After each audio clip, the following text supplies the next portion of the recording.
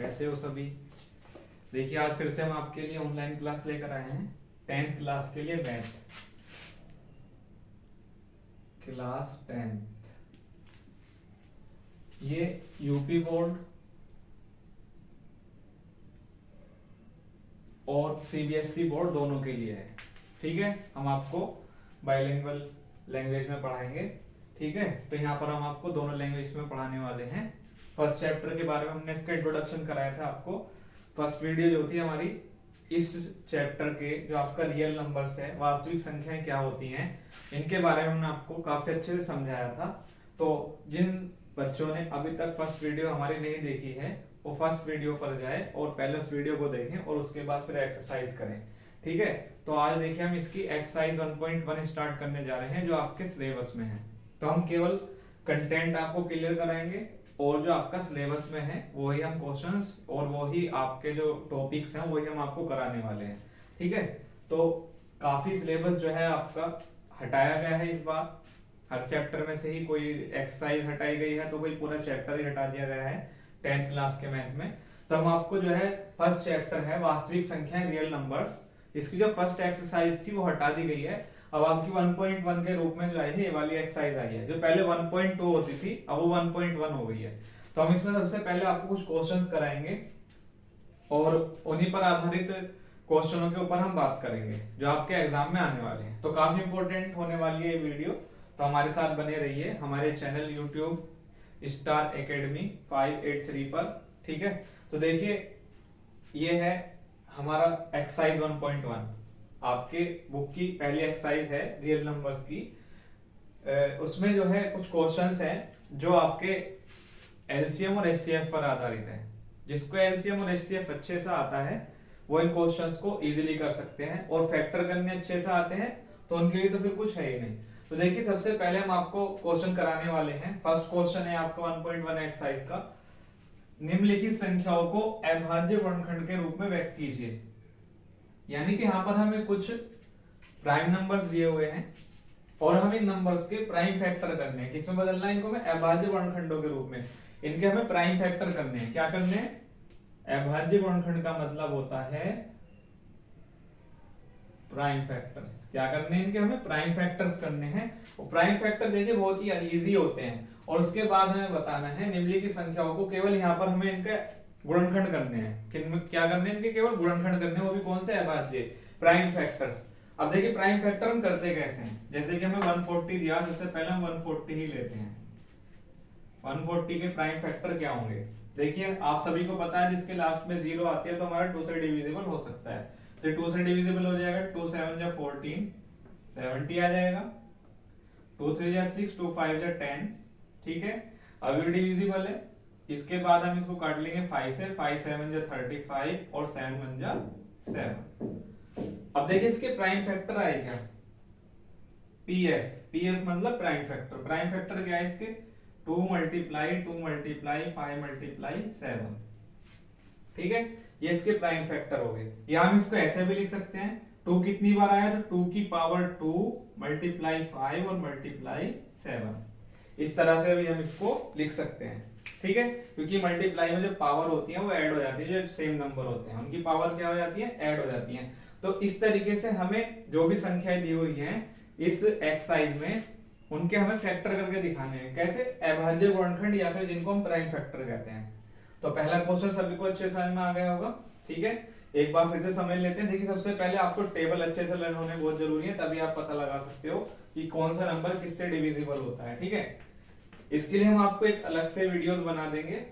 Divisible rule होते हैं कुछ, उसके हम आपके लिए अलग से एक वीडियो बनाएंगे अगर कभी टाइम मिला तो। अभी आप इसको ऐसे समझिए। देखिए पहले सबसे पहले हम छोटे नंबर से डिवाइड करने की कोशिश करते हैं। सबसे पहले छोटे नंबर से, यानी कि पहले बड़े नंबर से डिवाइड किया। हमेशा जब भी फैक्टर करते हैं छोटे से छोटे नंबर से डिवाइड करने की कोशिश करो। ठीक है, अगर उस नंबर से नहीं होता फिर अगला नंबर सोचते हैं हम। तो यहाँ पर जब फर्स्ट नंबर हमने 2 से डिविजिबल किया, उसके बाद 5 से हुआ, उसके बाद 7 से हुआ। प्राइम फैक्टर के आगे 2 इंटू 2 इंटू 5 इंटू 7। क्लियर सभी को? इसी तरह से वो आपको 156 का करना है। 156 को भी देख लेते हैं। देखिए 156, इसके लास्ट में 6 आ रहा है तो तो ये हमारा 2 से और 3 से डिविजिबल होगा ही होगा। ठीक है, तो देखिए देखते हैं, 2 7 जा 14, 1 बचा, 2 8 जा 16, 2 7 जा 14, 1 इधर पहुंच गया, कितने हो गए 16, 2 8 जा 16, अब 2 3 जा 6 और 2 9 जा 18। अब आपको पता है 39 तो किसी से डिविजिबल है ही नहीं। उस दिन हमने आपको बताया था, कुछ प्राइम नंबर्स के बारे में बताया था हमने आपको, भाज्य और अभाज्य संख्याओं के बारे में बताया था। भाज्य संख्याएं तो वो होती हैं जिनके 2 से ज्यादा फैक्टर होते हैं, 2 से ज्यादा वर्णखंड होते हैं, और अभाज्य संख्या हमने बताई थी जिनके केवल 2 वर्णखंड होते हैं, या तो वो खुद संख्या होती है या फिर 1 होता है। ठीक है, तो 39 किससे घट रहा है, 39 आपकी अभाज्य संख्या है। ठीक है, प्राइम नंबर है, तो 39 किससे घट रहा है, 39 39 से ही घटेगा, 39 39। ठीक है, तो इसके प्राइम फैक्टर क्या हुए, देखो इसके प्राइम फैक्टर हुए 2 इंटू 2 इंटू 39। ठीक है, क्या होगा इसके प्राइम फैक्टर, 2 इंटू 2 इंटू 39। एक बार फिर से समझ लेते हैं, देखिए 2 से डिविजिबल किया पहले, 2 7 जा 14, 1 इधर आ गया, 2 8 जा 16, उसके बाद फिर हमने इसको 2 से डिवाइड किया, 2 3 जा 6, 2 9 जा 18, उसके बाद हमारा 39 है। अब हमने देखा कि 39 हमारा कैसा नंबर है, एक अभाज्य नंबर है, एक प्राइम नंबर है, और प्राइम नंबर के केवल हमारे 2 ही फैक्टर होते हैं, तो 39 39 से डिविजिबल होगा, किसी और से नहीं होगा। तो यहां से केवल इसके प्राइम फैक्टर क्या हो जाएंगे, 2 इंटू 2 इंटू 39। क्लियर। ऐसे ही आपको देखिए प्राइम फैक्टर बहुत ही इजी होते हैं, लेकिन कुछ नंबर्स ऐसे आ जाते हैं जो आपको कंफ्यूजन कर देते हैं। ठीक है, जैसे कि अब हमारा ये आया, इसकी प्राइम फैक्टर करेंगे हम, तो इसके प्राइम फैक्टर कैसे करेंगे, देखो सबसे पहले हम इसको देखते हैं कि हमारा नंबर क्या दिया हुआ है, इसके वंस डिजिट को देखते हैं, वंस प्लेस पे क्या डिजिट आ रही है, उससे अभी हम पता लगा सकते हैं कि नंबर हमारा किससे डिविजिबल हो सकता है। देखिए 2 से तो होगा ही नहीं, क्योंकि 2 के टेबल में हमारा 25 या 5 नहीं आता है। ठीक है, तो इसलिए 2 से तो होगा ही नहीं। उसके बाद अगर हम इसको 3 से देखें, तो 3 के टेबल में हमारा 15 आ सकता है, लास्ट में फर्स्ट डिजिट पे 5 आ सकता है। तो 3 से करके देखते हैं इसको हम डिविजिबल, देखो होता है या नहीं होता। 3 1 जा 3, 3 तो कंप्लीट हो गया, 3 2 जा 6, यहाँ पे 2 बचे, 2 इधर आ गए हमारे, 8 22 हो गया, 3 7 जा 21। ठीक है, 1 बचा, 1 इधर आ गया, 3 5 जा 15। क्लियर, तो 3 से हो रहा है डिविजिबल। उसके बाद फिर लास्ट में 5 आ रहा है, तो फिर 3 से करके देखते हैं, देखो 3 4 जा 12। ठीक है, उसके बाद यहाँ पर आ जाएगा 3 2 जा 6 और 3 5 जा 15। ठीक है, क्लियर, सभी को समझ में आया अच्छे से। उसके बाद देखो अब ये हमारा किससे होगा, अब ये 5 से होगा, 5 8 जा 40 और 5 5 जा 25। क्लियर सभी को। उसके बाद फिर 5 से हो जाएगा, 5 1 जा 5 और 5 7 जा 35। में 5 1 जा 5, 3 बचे, 3 इधर आ गए, अब 35 हो गया, 5 7 जा 35। अब देखो 17 किससे डिविजिबल है, 17 से होगा, क्योंकि 17 जो है हमारा एक प्राइम नंबर है, एक अभाज्य संख्या है। ठीक है, तो इसके प्राइम फैक्टर क्या हुए, लिख लेते हैं। 3825 के प्राइम फैक्टर हुए 3 multiply 3 multiply 5 multiply 5 multiply 17। Clear, सभी को क्लियर हुआ। ये कुछ हमारे प्राइम फैक्टर थे। जो पहला क्वेश्चन जो है हमारा प्राइम फैक्टर पर ही आधारित है। किस पर आधारित है, प्राइम फैक्टर पर आधारित है। ठीक है, तो सभी बच्चों ने इसको समझा होगा अच्छे से। क्वेश्चन क्या था, एक बार फिर से रिपीट कर लेते हैं। क्वेश्चन था कि निम्नलिखित संख्याओं को अभाज्य गुणनखंडों के, अभाज्य गुणनखंड मींस यानी कि प्राइम फैक्टर के रूप में व्यक्त कीजिए, यानी कि इनके केवल हमें प्राइम फैक्टर बताने क्या है। तो प्राइम फैक्टर हमने आपको बताया कैसे निकालते हैं। इसके लिए आपको सबसे पहले टेबल अच्छे तरीके से लर्न होने चाहिए, उसके बाद आपको भाज्य यानी कि कंपोजिट और अभाज्य संख्याओं के बारे में पता होना चाहिए। ठीक है, भाज्य संख्याएं कंपोजिट नंबर होते हैं जिनके 2 से ज्यादा गुणनखंड हो सकते हैं, और अभाज्य संख्याएं वो होती हैं जिनके केवल 2 फैक्टर होते हैं जो प्राइम नंबर कहलाते हैं। उनके बारे में पता होना चाहिए आपको अच्छे से, और डिविजिबल रूल पता होने चाहिए कुछ कि किससे कौन सा नंबर डिवाइड हो सकता है, तो आप इजीली प्राइम फैक्टर्स कर सकते हैं। ठीक है, सबसे पहले आपको टेबल लर्न होने चाहिए, उसके बाद आपको आने चाहिए भाज्य और अभाज्य संख्या कौन सी होती है, और उसके बाद हम फैक्टर इजीली कर सकते हैं। ठीक है, तो मैं कुछ क्वेश्चंस आपको देता हूं, उनकी प्रैक्टिस कर लेना आप, और इन क्वेश्चंस को आप नोट करेंगे। इनका मतलब एक स्क्रीनशॉट ले लो। ठीक है, मैं साइड हो जाता हूं थोड़ा।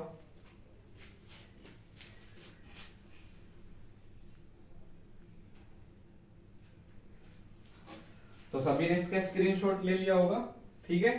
उसके बाद मैं आपको कुछ क्वेश्चंस देता हूं जो आपको करने हैं, ठीक है। यहां पे लिख देता हूं, देखिए 4 पार्ट है आपका। एक तो आपको इसके फैक्टर करने हैं, ठीक है, और एक आपको इसके फैक्टर करने हैं।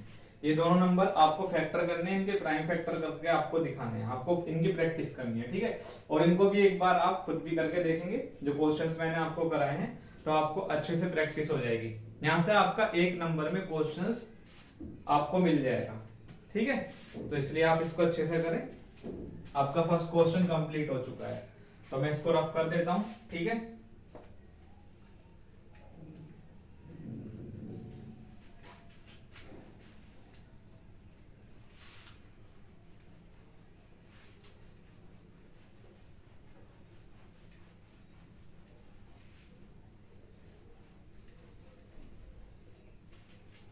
तो हमारे साथ बने रहिए हमारे चैनल YouTube स्टार एकेडमी 583, ठीक है। तो देखिए हम आपको दूसरे क्वेश्चन अब आपको कराएंगे। दूसरा क्वेश्चन है पूर्णांकों के निम्नलिखित युग्मों के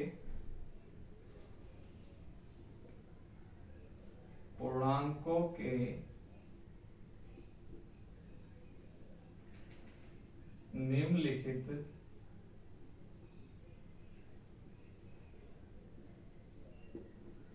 युग्मों के HCF और LCM ज्ञात कीजिए। ज्ञात कीजिए, ठीक है, तथा इसकी जांच कीजिए कि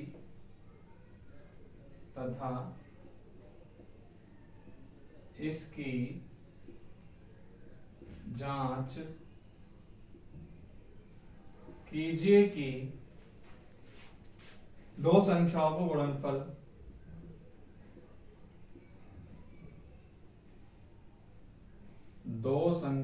का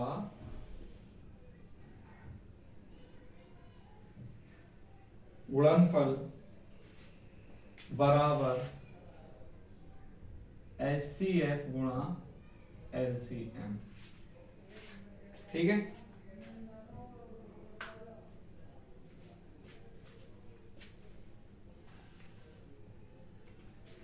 अब देखिए हमने आपको बताया था पहले ही,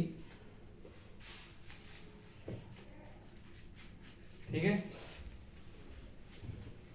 हमने आपको बताया था स्टार्टिंग में HCF, जब पहली वीडियो हमने आपको बनाई थी तो उसमें बताया था HCF और LCM कैसे निकालते हैं, उसके बारे में हमने आपको कंप्लीट डिटेल बताई थी।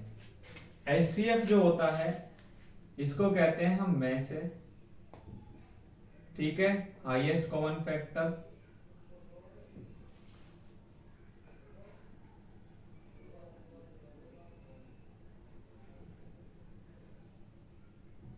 Highest common factor.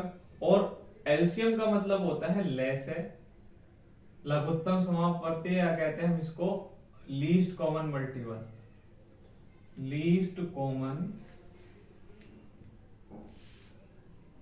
मल्टीपल, ठीक है। तो इनकी फुल फॉर्म होती है, हमने आपको फर्स्ट वीडियो में भी काफी अच्छे से समझाया था कि एलसीएम और एचसीएफ क्या होता है।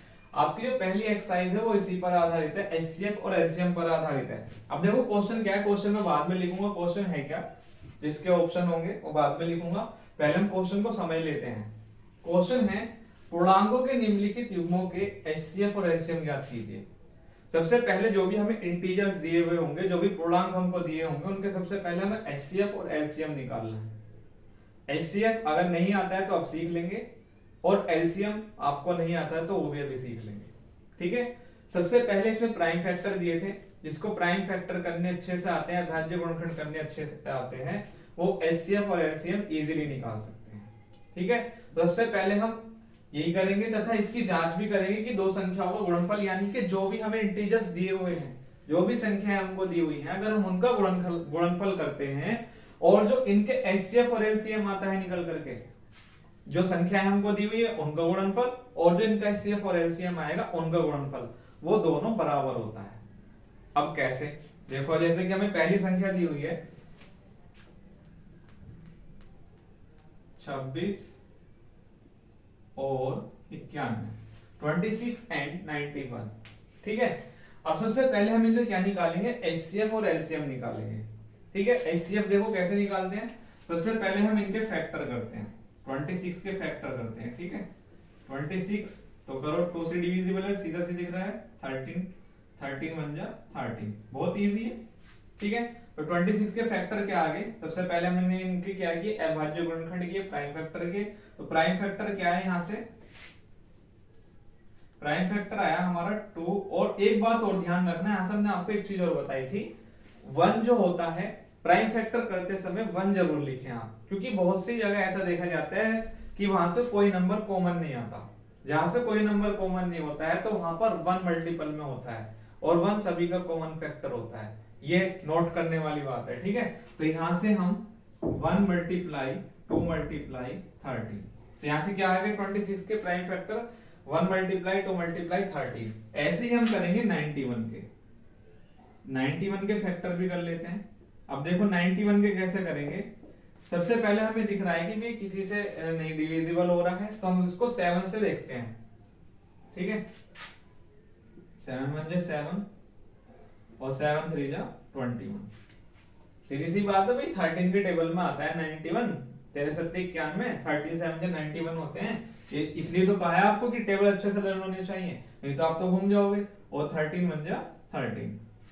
ठीक है, अब इसके प्राइम फैक्टर क्या है, इसको भी लिख लेते हैं, 1 मल्टीप्लाई 7 मल्टीप्लाई 13। अब बात आती है, सबसे पहले हमने इनके प्राइम फैक्टर करने सीख लिए, जिसने प्राइम फैक्टर करने अच्छे से सीख लिए वो इनमें गलती करेगा ही नहीं। ठीक है, अब दूसरी बात आती है, सबसे पहले हम निकालेंगे इनका एचसीएफ। यही तो कहा है क्वेश्चन में कि पूर्णांकों के निम्नलिखित युग्मों के जो भी हमें इंटीजर्स क्या क्या दिए हुए 26 एंड 91, जो भी हमें इंटीजर्स दिए हुए उनका सबसे पहले हम क्या निकालेंगे, एचसीएफ निकालेंगे। और एचसीएफ निकालने के बाद फिर एलसीएम ज्ञात करेंगे, एलसीएम फाइंड करेंगे और इनकी जांच करेंगे। जो हमें दो संख्याएं दी हुई हैं 26 और 91, इनका जो गुणनफल होगा और इनके जो एलसीएम और एचसीएफ आएंगे उनका गुणनफल दोनों का समान होगा, इक्वल होगा। अब कैसे देखो मैं आपको बता देता हूं। अभी सबसे पहले हम एलसीएम निकालते हैं, सॉरी एचसीएफ। देखिए एचसीएफ कैसे निकालते हैं, हाईएस्ट कॉमन फैक्टर कैसे निकालते हैं। हाईएस्ट यानी कि जो केवल एक बार आया हो, जो एक बार फैक्टर में एक बार आया हो और दोनों में कॉमन हो। ठीक है, देखो 1 आ रहा है दोनों में, तो 1 यहां से हमारा कॉमन है। ठीक है, अब 2 आ रहा है क्या दोनों में, नहीं आ रहा ना 2, तो 2 को हम छोड़ देंगे। 7 आ रहा है क्या दोनों में, 7 भी नहीं आ रहा, तो 7 को भी हम छोड़ देंगे। 13 आ रहा है, देखो दोनों में आ रहा है नहीं आ रहा है दोनों में, तो इसलिए यहां से आ जाएगा 13। तो फैक्टर क्या हो गए 1 मल्टीप्लाई 13। तो एचसीएफ क्या है, यहां से कॉमन फैक्टर क्या हुए 13 और 1, तो एचसीएफ क्या आ गया यहां से 13 बन जा 13। तो एचसीएफ तो हो गया इनका दोनों का 13।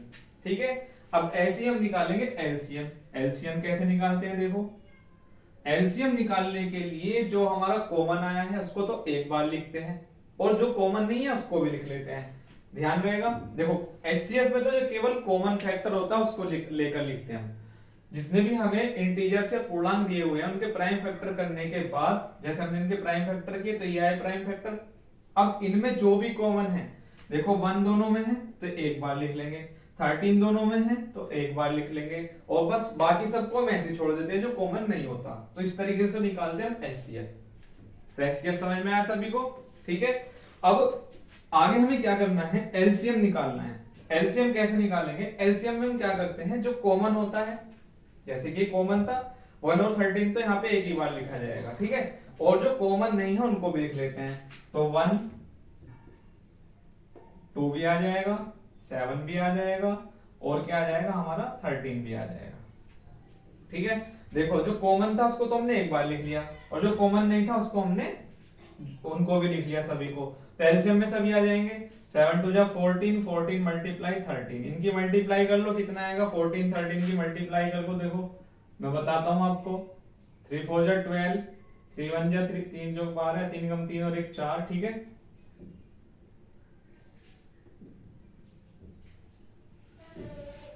ठीक है, और यहाँ पे आ जाएगा 1 4 जा 4 1, 2 4 4 8 और 1 कितना आ जाएगा 182 आ जाएगा। क्लियर।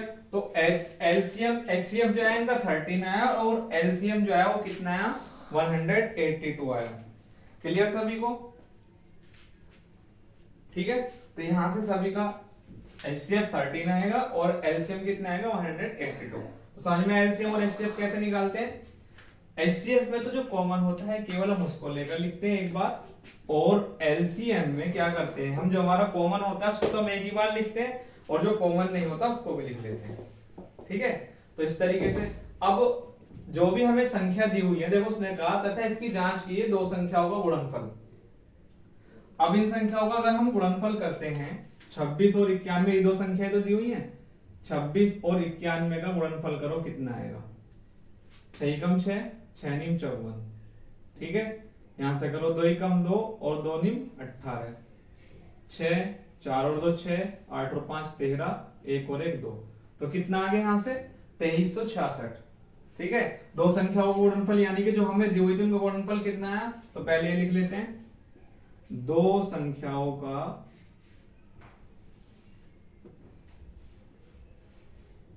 गुणनफल।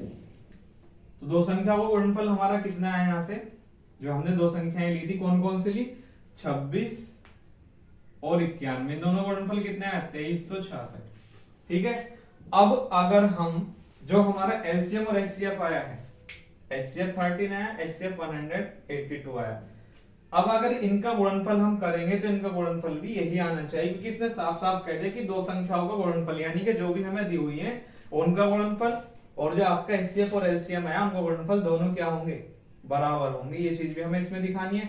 तो अब देखो इनका एचसीएफ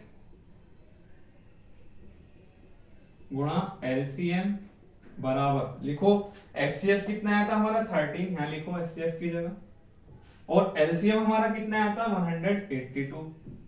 अब अगर आप इनकी गुणा करोगे तो यही आएगा 2366। ठीक है, ये काम आप करके देख लेना, इनकी जब आप गुणा करोगे तो यही आएगा। अब देखो यहां से इसकी जांच भी हो गई। ठीक है, उत्तर की जांच भी हो गई है यहां से हमारे।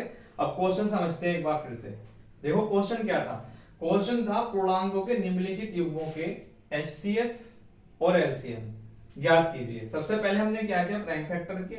प्राइम फैक्टर करने के बाद हमने सबसे पहले निकाला एचसीएफ। एचसीएफ में हमने आपको बताया, एचसीएफ में जो केवल प्राइम फैक्टर करने के बाद जो नंबर कॉमन होते हैं, प्राइम फैक्टर ये हैं आपके, इनमें से जो भी नंबर आपके कॉमन है, कॉमन मतलब उभयनिष्ठ, उभयनिष्ठ मतलब जो एक जैसे नंबर होते हैं, गुणनखंड में जो भी सेम नंबर होते हैं उनको हम उभयनिष्ठ ले लेते हैं, यानी कि कॉमन लेकर के अलग लिख लेते हैं। तो एचसीएफ कितना है आपका, यहाँ से 13 आ गया, एक और 13 ही एक जैसा था यहाँ पर, तो कॉमन आ गया। अब एलसीएम में क्या करते हैं, जो कॉमन होता है उसको तो एक बार लिखते ही हम, और जो कॉमन नहीं होते नंबर उनको भी लिख लेते हैं। देखो 1 कॉमन था, 1 हमने लिख लिया, 2 हमारा कॉमन नहीं था उसको भी हमने लिख लिया, 7 हमारा कॉमन नहीं था उसको भी हमने लिख लिया, 13 हमारा 2 टाइम्स आ रहा था लेकिन हमने उसको लिखा कॉमन लेकर के एक ही बार।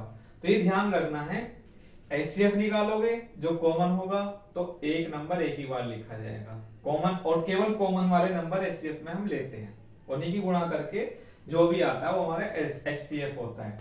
उसके बाद एलसीएम में जो हमारा नंबर कॉमन होता है उसको तो हम लिखते ही हैं एक बार, और जो कॉमन नहीं होता उन नंबर्स को भी हम लिख लेते हैं और सभी की मल्टीप्लाई कर देते हैं, तो आपको क्या मिल जाता है एलसीएम।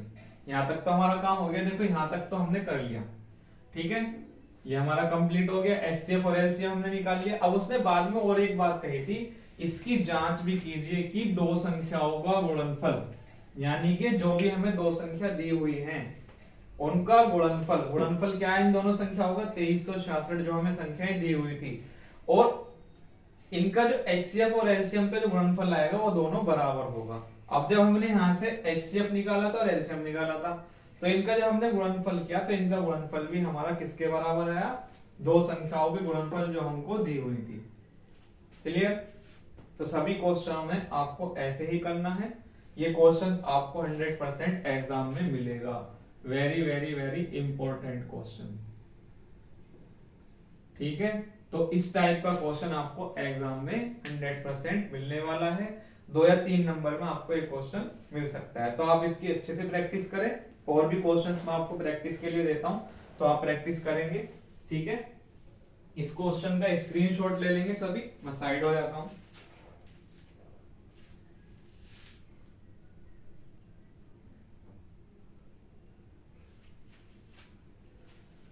तो सभी ने स्क्रीनशॉट ले लिया होगा। ठीक है, अब मैं आपको एक क्वेश्चन देता हूं, उनकी आप प्रैक्टिस करेंगे, और जिसको समझ में नहीं आए तो वीडियो फिर से देख सकते हैं, और हमसे कमेंट बॉक्स में अगर कुछ आपको समझ में नहीं आता है तो कमेंट बॉक्स में भी हमें कमेंट करके आप क्वेश्चंस पुट अप कर सकते हैं, हमसे पूछ सकते हैं, आपको जवाब जरूर मिलेगा, सॉल्यूशन भी मिलेगा। अगर आपको किसी क्वेश्चन का सॉल्यूशन भी चाहिए तो आप क्वेश्चन भी डिस्क्रिप्शन में और हमारे कमेंट बॉक्स में डाल सकते हैं। ठीक है, तो मैं एक क्वेश्चन और लिखता हूं, देखो आपको ये सेकंड क्वेश्चन है आपका। जिनके पास बुक्स है वो बुक से कर लेंगे, जिनके पास बुक्स नहीं है वो यहां से कर लेंगे। ठीक है, तो सेकंड क्वेश्चन है 510 और 92 केवल। एक क्वेश्चन ये है, और एक क्वेश्चन है 336 और 52। ये 3 क्वेश्चन है इसमें। फर्स्ट हमने करा दिया, सेकंड आपको करना है, थर्ड भी आपको करना है। ठीक है, मैंने आपको अच्छे से समझा, उस वीडियो को जहां से मैंने समझा है वहां से आप रिपीट कर करके बार बार समझ सकते हैं। अगर तब भी समझ में नहीं आता है तो आप हमसे संपर्क कर सकते हैं। ठीक है, और जो है वीडियो के डिस्क्रिप्शन में जाकर के कमेंट बॉक्स में हमसे आपको कोई भी क्वेश्चंस आप पुट अप कर सकते हैं। ठीक है, आपको हेल्प मिलेगी जरूर। तो देखिए ये हो गया आपका। अब इसके बाद हम आपको अगला क्वेश्चन कराएंगे। आज एक्सरसाइज 1.1 हम कंप्लीट ही कर देंगे। ठीक है,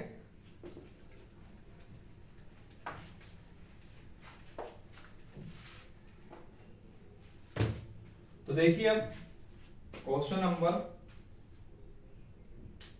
अगला क्वेश्चन है क्वेश्चन नंबर 3। ये क्वेश्चन है, अभाज्य गुणनखंड विधि द्वारा निम्नलिखित पूर्णांकों के एलसीएम और एचसीएफ ज्ञात कीजिए। अभाज्य गुणनखंड विधि द्वारा निम्नलिखित पूर्णांकों के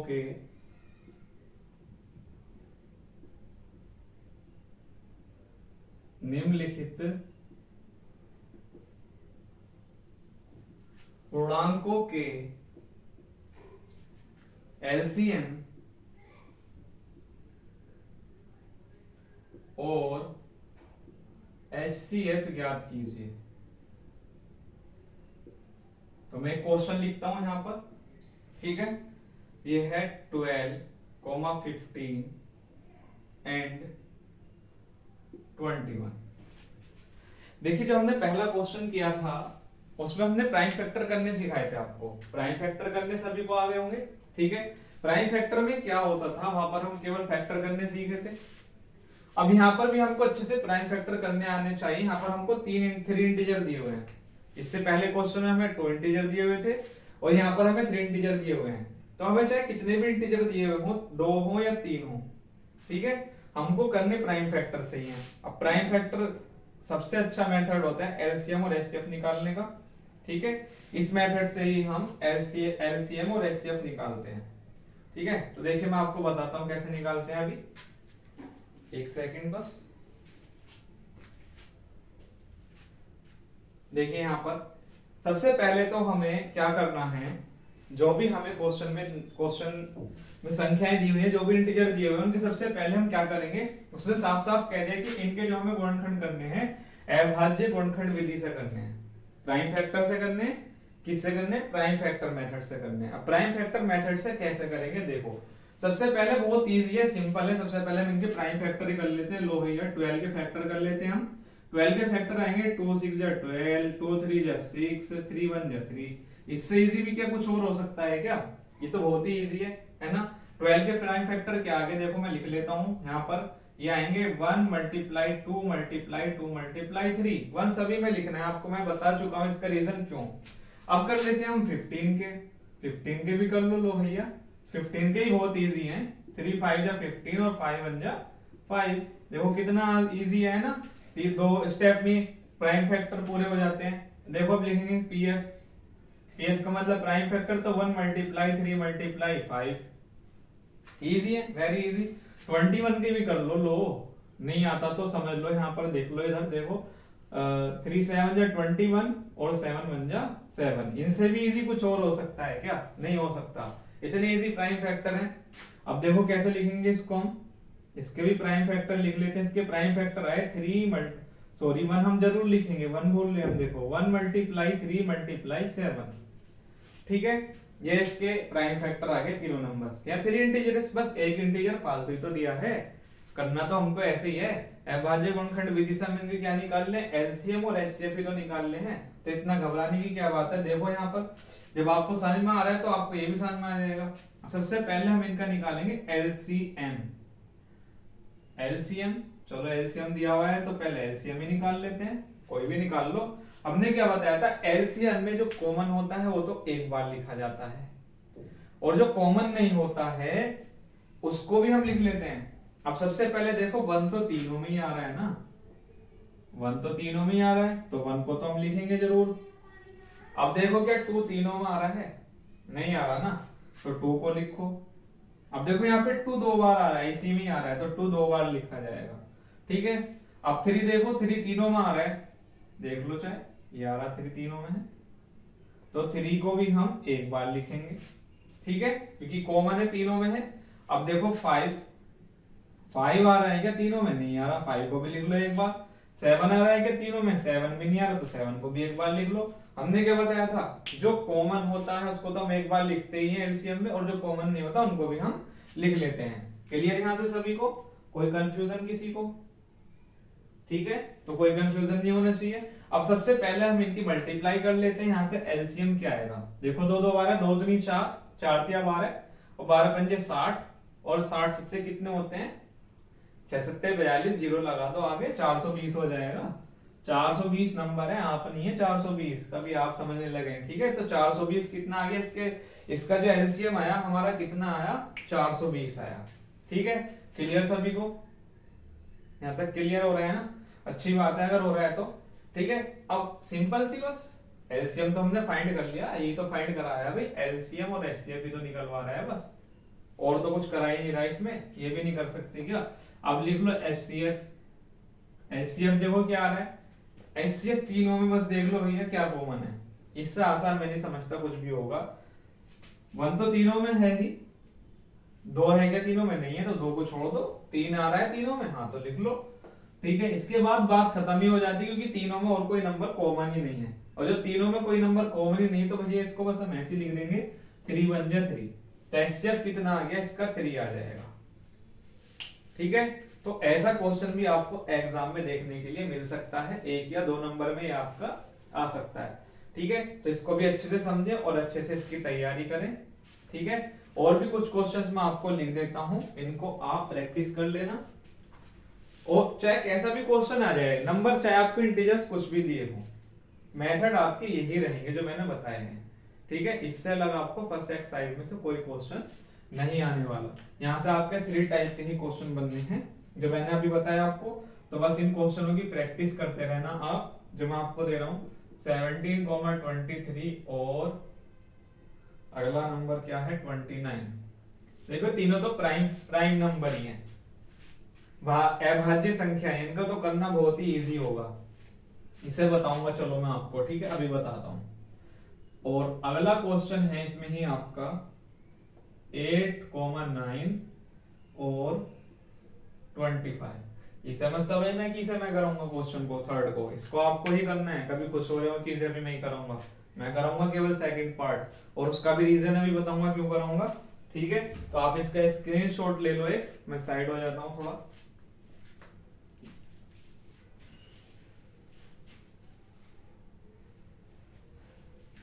तो सभी ने स्क्रीनशॉट ले लिया होगा। ठीक है, अब मैं इसको अगला क्वेश्चन कराने वाला हूं, आप सभी तैयार हो जाएं, अलर्ट हो जाएं अगला क्वेश्चन करने के लिए। ठीक है, एक्टिव रहें एकदम समझने के लिए। अगर आप हमारी क्लासेस को करोगे तो आप पूरे नंबर अच्छे से एग्जाम में अच्छी परफॉर्मेंस कर सकते हो और अच्छे मार्क्स गेन कर सकते हो। देखिए अगला क्वेश्चन क्या है, इस क्वेश्चन को कराने का हमारा पर्पस क्या है अभी समझ में आ जाएगा, क्योंकि इसमें आप कंफ्यूज हो गए होगे इस क्वेश्चन में। ठीक है, अब देखो 17, जो जिन बच्चों ने पढ़ रखा है, जिन्होंने समझ लिया, अभी जो मैंने बातें समझाई हैं अगर उन्होंने समझ ली है तो उनको इस क्वेश्चन में कोई प्रॉब्लम नहीं होगी। और देखो 17, सबसे पहले 17 के फैक्टर करो, 17 बन जा 17 भैया प्राइम फैक्टर है, प्राइम नंबर है, तो या तो वो खुद नंबर होगा या 1 होगा उसका फैक्टर। ठीक है, तो लिख दो 17 के प्राइम फैक्टर क्या है, 1 मल्टीप्लाई 17, आपका लिखते केवल 17। ठीक है, 23 के करो फैक्टर, 23 के फैक्टर क्या आएंगे, 23 बन जाए 23, क्या कुछ और भी हो सकते हैं, नहीं होंगे भैया, प्राइम नंबर है ये भी, इसके फैक्टर भी क्या होंगे, यही होंगे। ठीक है, तो 23 1 मल्टीप्लाई 23, क्लियर, सभी को क्लियर समझ में आ रहा है। ये प्राइम नंबर है हमारे, तो इनके फैक्टर वही आएंगे जो एक खुद है, या तो खुद नंबर वही आएगा या 1 आएगा। 29 भी भैया हमारा कैसा नंबर है कि अगर आप काट सकते हो तो काट दो, किसी और नंबर से नहीं कटेगा ना भैया, ये केवल 29 हमारा प्राइम फैक्टर है तो इसलिए खुद से ही कटेगा।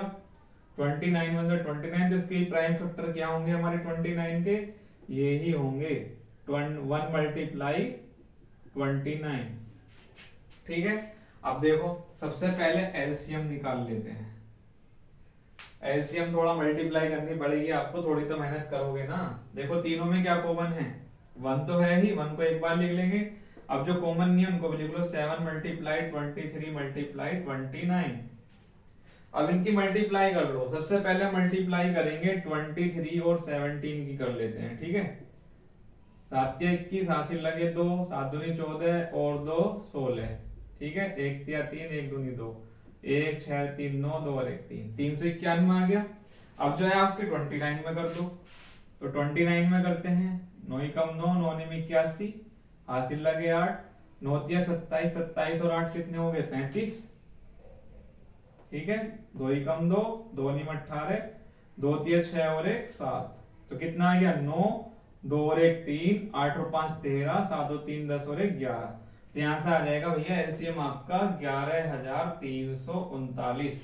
मल्टीप्लाई चेक कर लेना, मेरी थोड़ी कभी मिस्टेक हो गई हो। ठीक है, यही आएगा 11339। तो एलसीएम कितना आ गया 11339।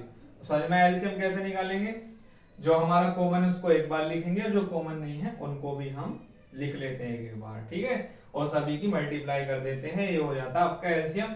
इस बार हमें तीनों ही नंबरों में से देखना है कॉमन।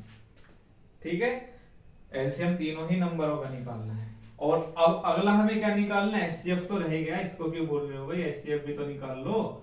एचसीएफ में क्या होता है, जो केवल कॉमन होता है, जो केवल कॉमन होता है वो ही हमारा एचसीएफ होता है। अब इसमें कहोगे अगर मैं 1 नहीं लिखता कॉमन फैक्टर में, तो आप क्या कहते हैं कि इसमें तो कुछ कॉमन ही नहीं है। यही बात तो समझाने के लिए मैंने क्वेश्चन ही कराया आपको। मैंने बताया था कि अगर किसी प्राइम फैक्टर में कोई कॉमन फैक्टर नहीं होता तो वहां पर मल्टीप्लाई में 1 होता है, इसलिए तो मैं सभी जगह 1 लिखता हूँ। बहुत से बच्चे क्या करते हैं, बस जो हमारे इधर है फैक्टर उनको लिख लेते हैं, जबकि हमें 1 जरूर लिखना चाहिए प्राइम फैक्टर में, क्योंकि कभी कभी ऐसे ही होता है कि हमें प्राइम नंबर दे देता है और प्राइम नंबर में हमें कुछ कॉमन नहीं नजर आता, तो हम कंफ्यूज हो जाते हैं, एग्जाम में सिर्फ हो जाते हैं कि भाई अब इसमें कॉमन ही नहीं है तो इसका एचसीएफ क्या होगा।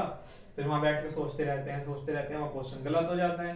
तो इसलिए मैंने आपको पहले ही बताया कि जहां से कुछ कॉमन नहीं होता वहां प्राइम फैक्टर में 1 कॉमन होता है। ठीक है, तो यहाँ से एचसीएफ में अगर मैं 1 नहीं लिखता यहाँ पर, तो आप क्या करते हैं, इसमें तो कुछ कॉमन ही नहीं है, तो आप क्या कहते हैं इसका कोई एचसीएफ ही नहीं होगा। एचसीएफ है भैया, इसका एचसीएफ होता है, तो एचसीएफ क्या है यहाँ पे 1 है। क्या है इसका एचसीएफ 1, जहां से कुछ कॉमन नहीं होता वहां पर 1 होता है। तो देखो आपका सेकंड पार्ट भी हो गया, खुश हो रहे होंगे, है ना, बहुत खुशी हो रही होगी कि मैंने सेकंड पार्ट भी करा दिया। थर्ड पार्ट आप खुद कर लेना, थर्ड पार्ट मैं नहीं कराऊंगा अभी। अगर आपको नहीं आता है तो फिर से मुझसे कमेंट बॉक्स में आप इस क्वेश्चन को पूछ सकते हैं। ठीक है, तो अभी देखिए इसमें कुछ क्वेश्चंस और बचे हुए हैं, अब हम इसका क्वेश्चन नंबर 4 आपको कराएंगे। ठीक है, क्वेश्चन नंबर 4 और कर लेते हैं। देखिए क्वेश्चन नंबर 4 क्या है, इसका स्क्रीनशॉट ले लो इसका भी एक बार।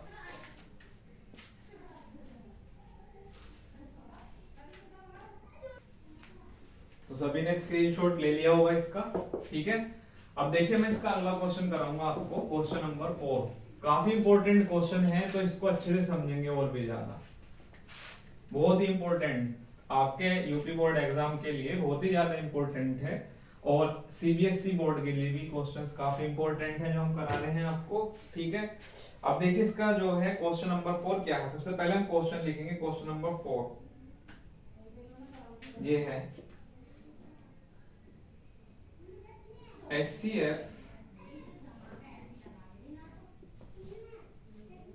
306, 657 इज इक्वल टू 9।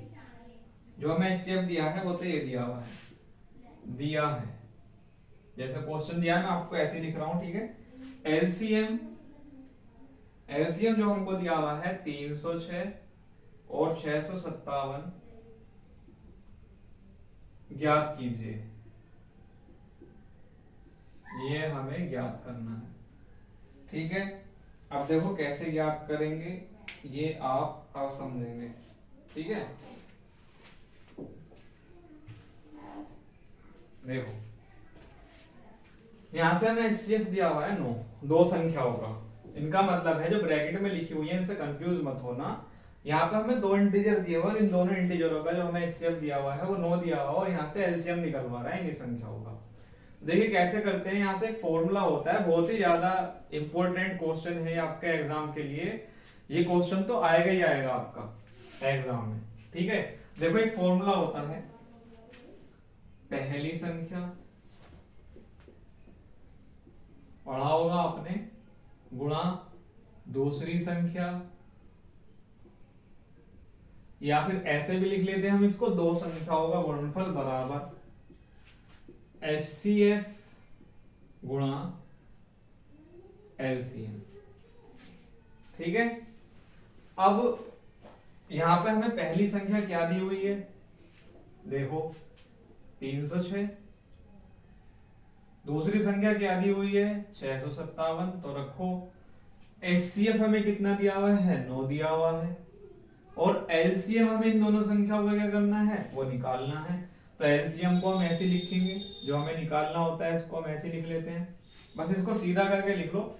ये जो 9 है ये कहाँ चला जाएगा, इसके अपॉन में चला जाएगा, इधर गुणा में है। तो जब कोई संख्या इज इक्वल टू के दूसरी साइड लेफ्ट या राइट साइड में गुणा में होती है तो दूसरी साइड आने पर डिवाइड में पहुंच जाती है। तो यहाँ से हो जाएगा 306 मल्टीप्लाई 657, और ये 9 कहाँ आ जाएगा, इसके बट्टे में आ जाएगा। अब यहाँ से हम क्या निकाल लेंगे, इसका एलसीएम। क्या निकलवा रहा था यहाँ से, एलसीएम ही तो पूछ रहा है, ठीक है। सबसे पहले इसको सोल्व कर लेंगे हम यहाँ से।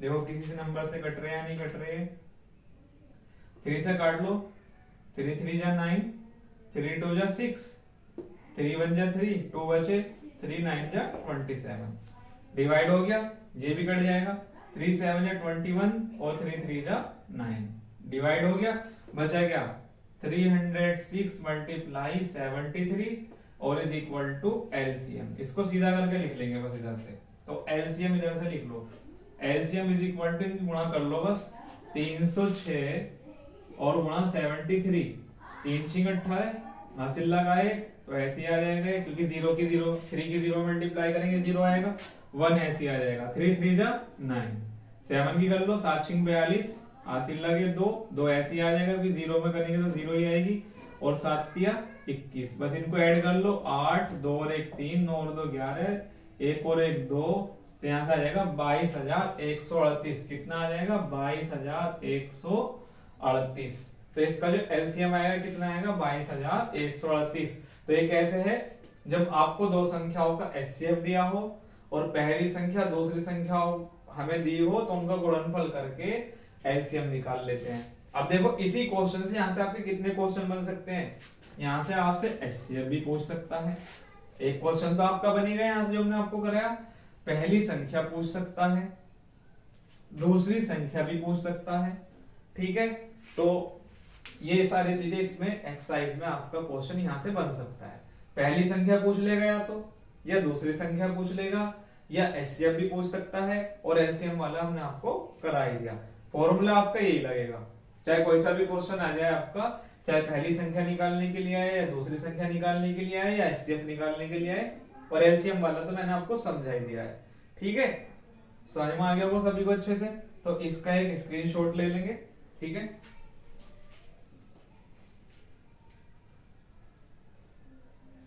सभी ने इसका स्क्रीनशॉट ले लिया होगा। ठीक है, तो देखिए आज हमने आपको इस एक्सरसाइज के 4 क्वेश्चन कंप्लीट करा दिए हैं लगभग। ठीक है, तो इस एक्सरसाइज के जहां तक भी हमने आपको क्वेश्चन कराए हैं, पहले इन्हें कंप्लीट कीजिए, इनको सीखिए।